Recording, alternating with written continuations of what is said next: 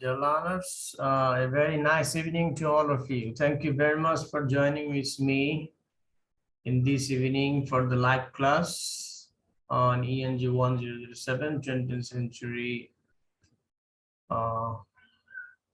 literature, part 1. So this is the live class in week 10. And part 2, we are discussing the chronological order of part 3. Out of part 3 of the poem The Love Song of J. Alfred Prufrock by T.S. Eliot. So this evening we are going to discuss part 2 out of 3 of that poem. Okay. So I hope you all are well and fine with your friends and family at home.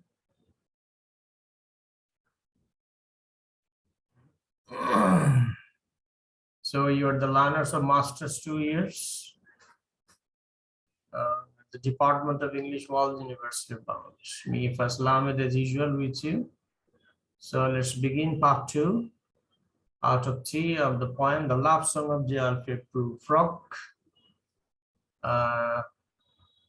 which conveys the depressed, frustrated, and hesitated modern man in case of expressing his love or romantic thoughts, what is going on inside his mind towards his desired ladies. So the Love Song of Alfred Prufrock is one of the first true modernist poem, which is a shifting, repetitive monologue, the thoughts of a mature male as he searches for love and meaning in an uncertain twilight world. So এই কবিতাটা হচ্ছে এক ধরনের monologue, মানে নিজে নিজে character বা চরিত্রটা তার নিজের সাথে কথা বলে এবং সেখানে কোনো লিসেনার পাওয়া যায় না। সো কিছু কিছু কথা এখানে রিপিট হয়, যার কারণে এখানে রিপিটিটিভ মনোলগ বলা হয়েছে। এবং তার ইনার যে থটস বা চিন্তাগুলো, বিশেষ করে তার ভালোবাসাকে প্রকাশ করার যে একটা অ্যাংজাইটি বা অস্থিরতা বা তার যে হেজিটেশন বা সংশয়, সেই বিষয়গুলি এখানে দেখানো হয়েছে। বিশেষ করে মডার্ন ওয়ার্ল্ডে, যে মডার্ন ওয়ার্ল্ডটাকে বলা হচ্ছে আনসার্টেন, ওকে, এবং ব্যাপকভাবে বোঝানো হয়েছে শুধুমাত্র একটা বিষয় দিয়ে।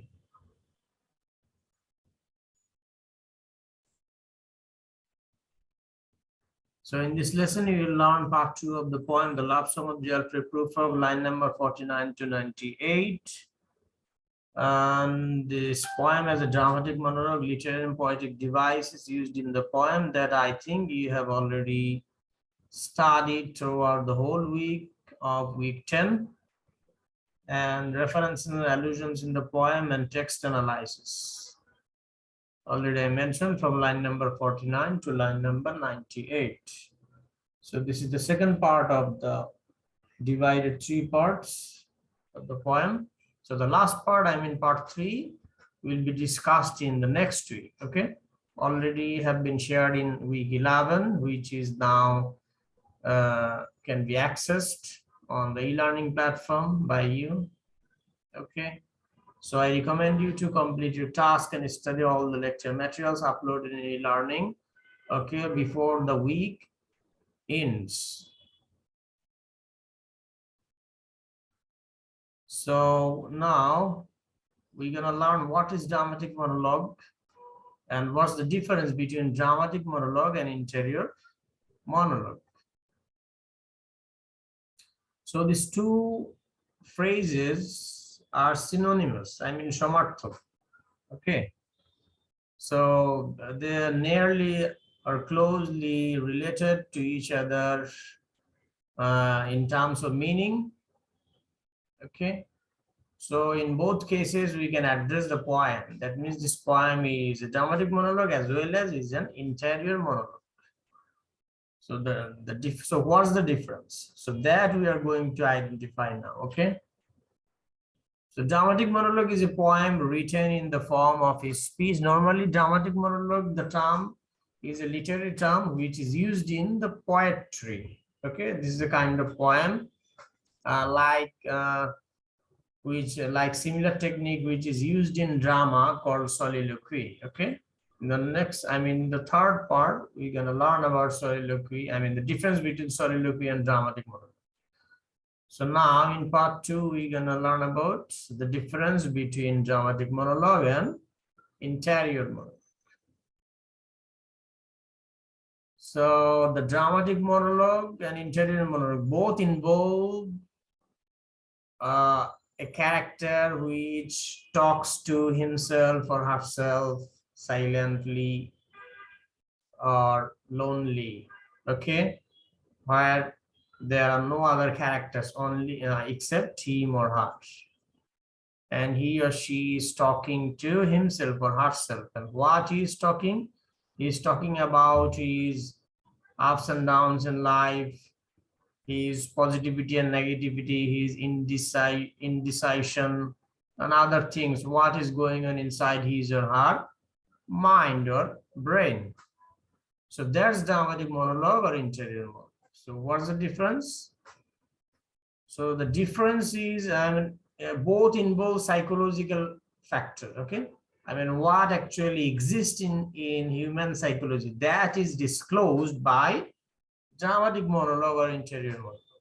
So the difference is, in dramatic monologue, the presence of the listener, there are two persons in a conversation. One is speaking and the other is listening. So in this case, dramatic monologue, only the presence of the speaker, presence of both speaker and listener are found. But in interior monologue, only the presence of speaker is found, but the presence of listener is not identified or not traced at all. So that's interior monologue. So in that sense, we can say that this poem is an interior monologue. Why? Because we can't get any presence of any listener in this poem. Only one character we find, that is Mr. Prufrock, okay, who is talking or speaking to himself and disclosing his inner thoughts, his hesitations, his anxieties to express his love. Okay. So are you there and can you listen to me now? Everybody? Yes, yes, sir. Okay, that's fine. So can you understand me? Or should I speak in Bangla? No problem. Understand. Okay, that's fine. And what about others? Only three, you're... No problem, sir. Okay, that's fine, thank you. So I think you got the idea, okay? So the listener's presence is not traced in dramatic monologue. Sorry, not traced in interior monologue, but listener's presence is traced or identified in dramatic monologue. That's the difference. Otherwise, the two things, the two phrases and the two literary tools are similar or synonymous. Samarthak.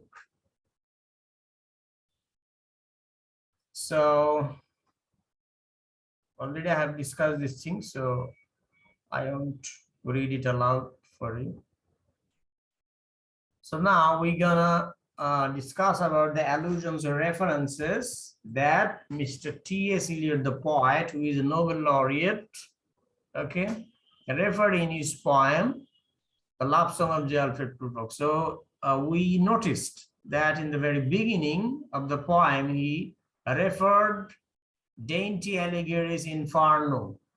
Okay, a verse.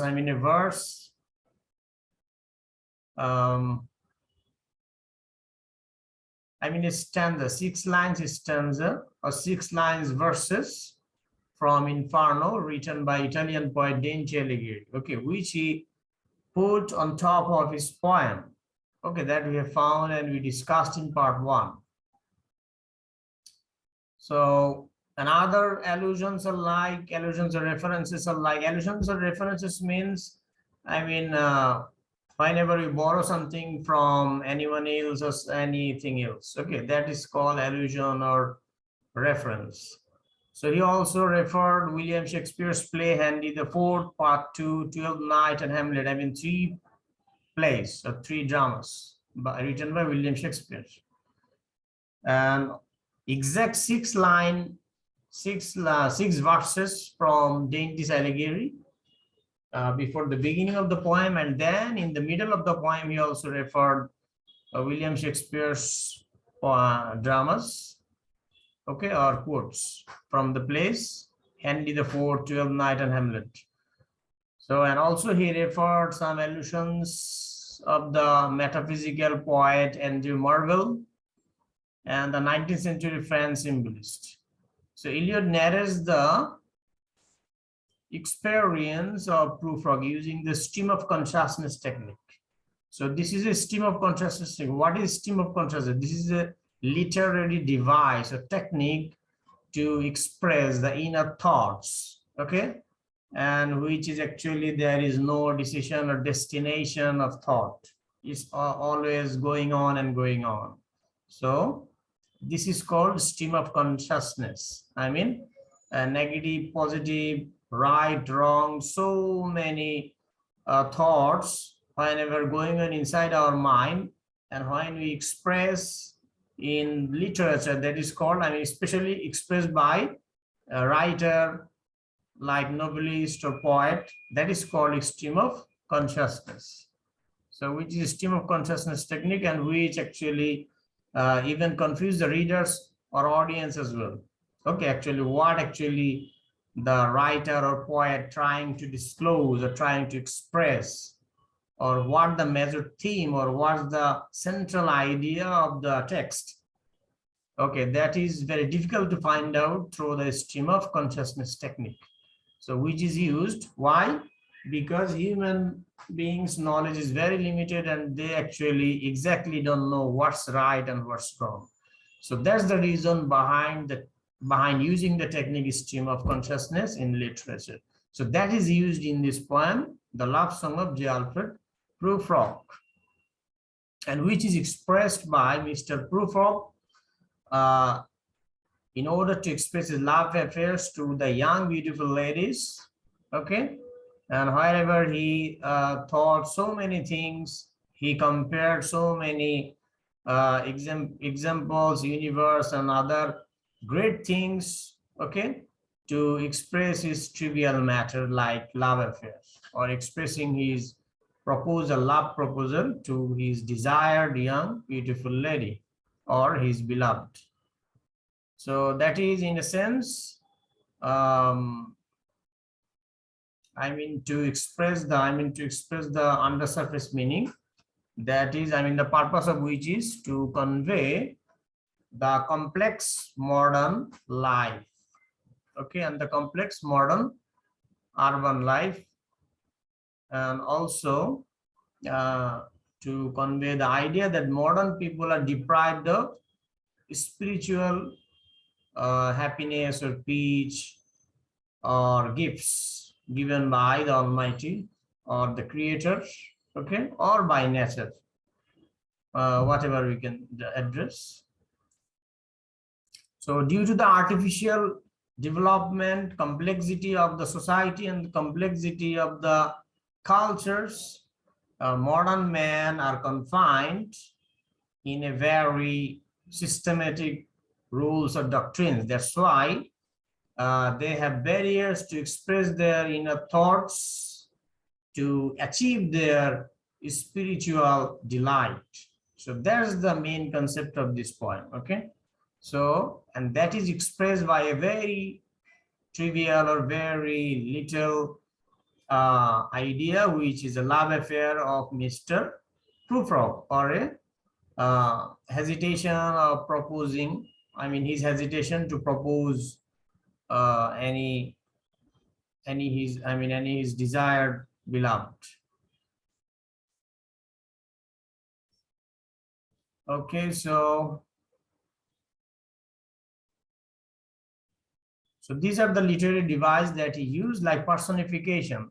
We found fog. Okay, fog just licking the window pane. So which is used like a human tongue. Okay, a human being is using his tongue to lick something. Okay, so that is a personification. When an object is personified, that means an object is treated as a living being. Okay, that is called personification in literature, poetry, or novel. So this is a technique used by the poets or novelists. And the other literary devices are metaphor, okay, to convey the hidden meaning and express in another, gentle or distant words, or the resembling words, which is called metaphor. Simile, exact simulation, exact resemblance or similarity is represented by simile, which is also another literary device. Irony. So we found that the whole poem is an irony. Okay, Mr. Prufrock is an irony of the modern man. Okay, so why? Because he compared so many great things to express a very little or trivial things. Okay, or useless. In some sense we find it very useless things. Okay, or more critically we can say the nonsense things. So that is irony. Okay, so Mr. Prufrock, the name is also an irony as well. Prufrock. So frock, we know that frock is a dress of a female. Okay, so the name also is an irony, which is combined of female and male. Okay, so the name itself is an irony. So the epigraph, already we have found that epigraph is the foreword of the poem. Okay, which is used in the form of a reference of Dante Alighieri's Inferno, 6 verses, just at the beginning of the poem. Alliteration, which is like alliteration is the repetition of the same consonant sounds, like F sound in fix, U in a formulated phrase. So formulated start with F and fix start with F. So this is F sound is repeated here. So that is called alliteration, which is used in the verses of poetry. Just to modify or improve the rhyme and rhythm of the poem.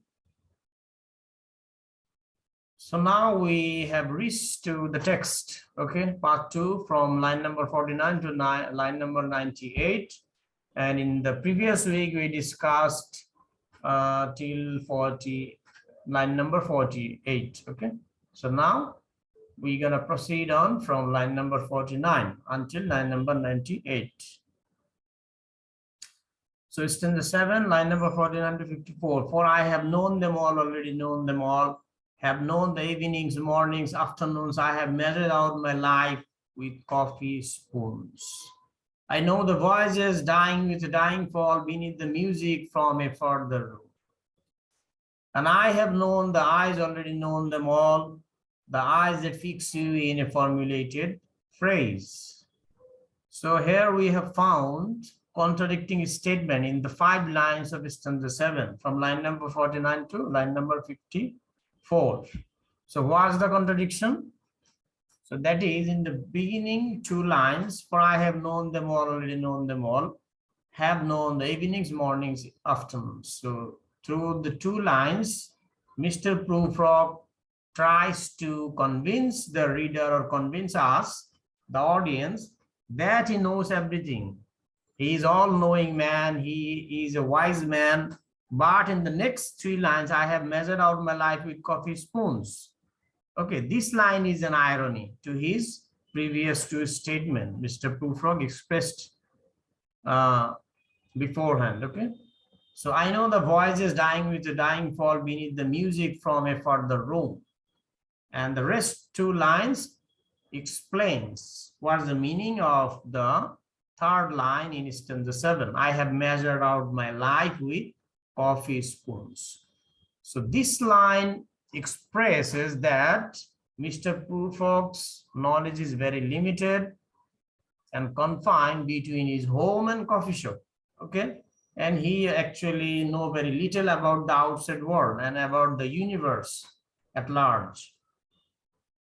So that's why he said that though he beforehand he said, for I have known them all. That means he knows everything. He is a wise man. But contradictingly, he said that his life can be measured out by or with coffee spoons. That is very limited.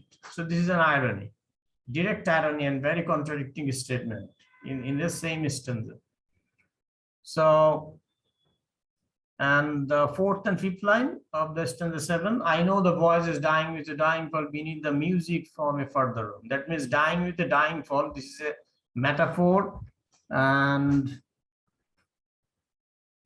also referred in the, this is an indirect reference which is appeared in Shakespeare's poem. Already I have mentioned, 12th Night. Okay. So here the two love affairs, I mean the two persons love affair is happening while the other person is listening to them. I mean the love affairs. Okay, so the Mr. Prufrock is a person who is only observe the love affair or love making of other people, but he himself, okay, while he observe these, he feel very upset and sad. Okay, why? Because he has not any beloved with him. So that's why he can fulfill his love, or he can make any love with his beloved. So this is an irony for him, or this is a tragedy for him. So, and I have known the eyes, already known them all. So in stanza 8, he referred to by the eyes. This is a part of the body, eyes, hands.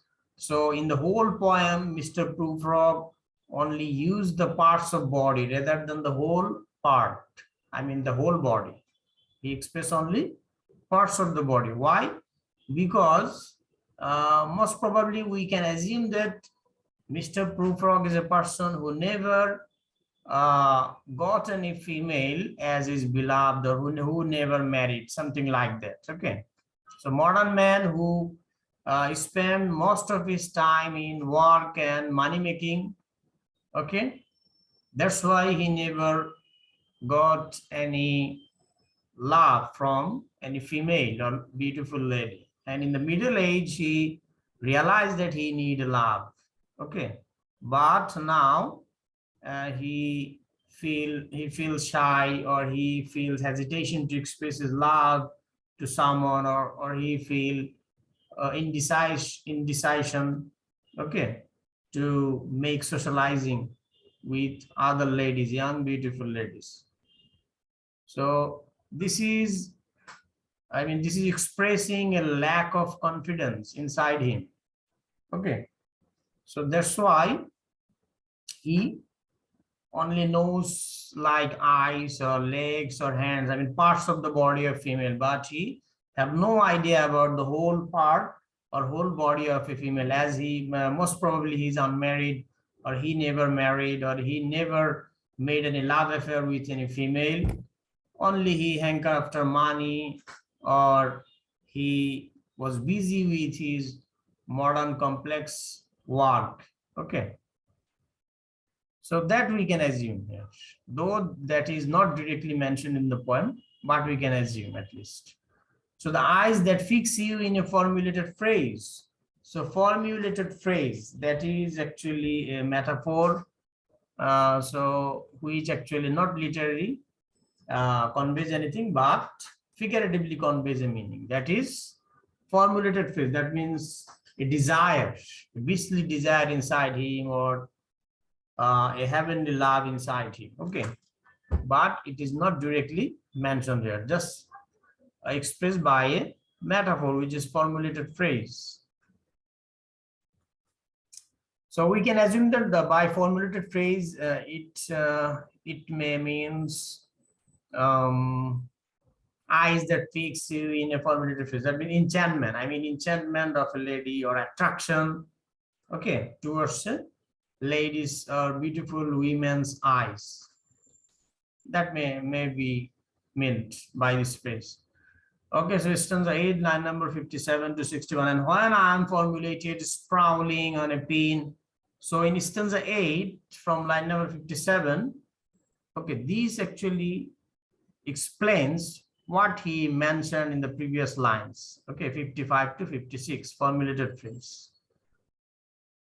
Okay, he explained that, and when I am formulated sprawling on a pin, when I am pinned and wriggling on the wall, then how should I begin to spit out all the buttons of my days and ways, and how should I presume? So here Mr. Prufrock explains to us, to the reader, that when I'm formulated sprawling on a pin, so here he indicates to the scientist, okay, who for their research purpose, they collect some insects and pin them inside a glass box, okay, and hang them on the wall. So Mr. Prufrock is comparing himself to the insect who is actually being tested by the women or the society, okay, who hasn't got any freedom to express his desire or other things, and whose desire is confined or restricted by the social and cultural barriers, and also his age itself, as he is a middle-aged bald man, okay. So why and how should I begin? So here this line expresses hesitation. So in the very beginning, we found that he said that the evening time, the time is evening, okay, twilight.